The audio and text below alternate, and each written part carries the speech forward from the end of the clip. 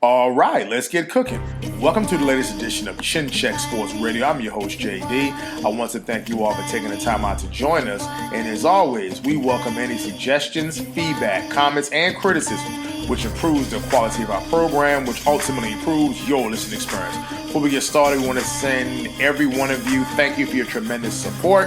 Again, people are slowly but surely finding out about who we are and what we do. They enjoy and respect the passion with which we speak. But we do this because we love this, and we're simply sharing our passions with you all as we continue to build our listening army to take over the world.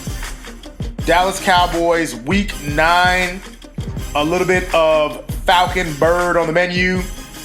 Seasoned, roasted Texas style with a dominant 43-3 victory over the visiting Atlanta Falcons. Let's jump right into our stats here. Quarterback Dak Prescott, 24 of 31 attempts, 296 yards, 2 touchdowns. Tony Pollard, 11 carries, 42 yards. Ezekiel Elliott, 14 carries, 41 yards, and 2 touchdowns. CeeDee Lamb, 6 catches, 94 yards with 2 touchdowns. Tony Pollard, 6 catches, 56 yards. And a returning Michael Gallup, 3 catches, 42 yards. On the defensive side, rookie sensation Micah Parsons, 6 total tackles, 6 solo, 1 sack, 1 tackle for a loss.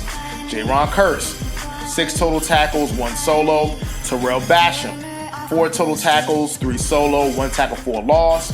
Dorrance Armstrong, 3 total tackles, 3 solo, 1 sack, 1 tackle for a loss.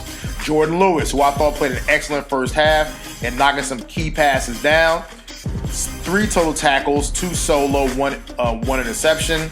Anthony Brown, cornerback, had 1 interception, and Trayvon Diggs had an interception as well. And this was the first game action, I believe, for defensive tackle Tristan Hill. He contributed with 2 total tackles and 1 solo. Folks, really not too much to get into here. The Cowboys definitely dominant. The game turned, or the floodgates opened, where the Falcons went for a 4th and I think 3 or 4th and 5. They didn't get it, and it was all the Cowboys since. I mean, they took the opening kickoff down, scored a touchdown, clearly erasing the debacle against the Denver Broncos last week. Definitely what they needed. The Cowboys even got a special teams touchdown as a result of a blocked punt. So everything went well for the Cowboys today. Really nothing to say. This was definitely what they needed. If I was to look at a couple things that can be improved upon, because again, we at Chin Check Radio do not gloss over wins, nor do we overreact to losses. Connor Williams, I didn't think had his best game today. He was beaten inside by Grady Jarrett a couple times.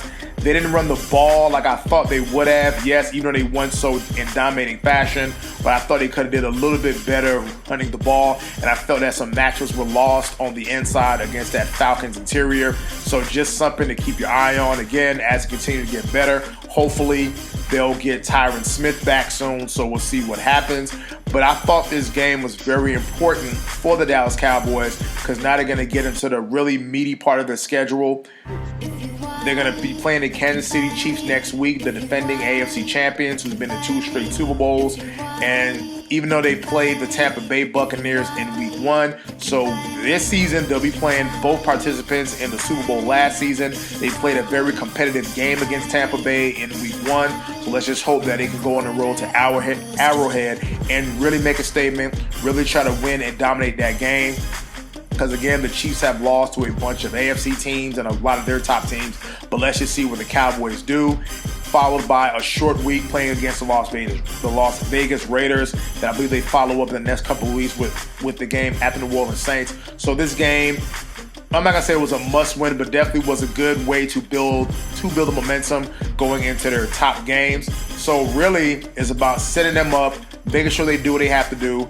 That beatdown that they got against the Denver Broncos was well needed. It got them back down to reality. Let them stay focused as they start to travel on the road. And really not too much to say here at Chin Check Radio about the Dallas Cowboys Week 9 win to go up 7-2. Now, for the Atlanta Falcons fans, I know there's quite a few of you listening to this broadcast right now. And I know, we try to win with a little bit of humility.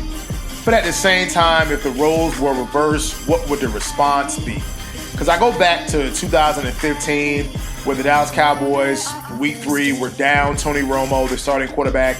They were down Dez Bryant, their starting wide receiver, and the Falcons won the game, and you heard it all from the Atlanta Falcons fans, and you wouldn't hear the end of it. 2017, playing at Atlanta, was the first game that Ezekiel Elliott served of a six-game suspension. That was very controversial. Tyron Smith was out. Adrian Claiborne had the game of his career, and you didn't hear the end of it from Atlanta Falcons fans.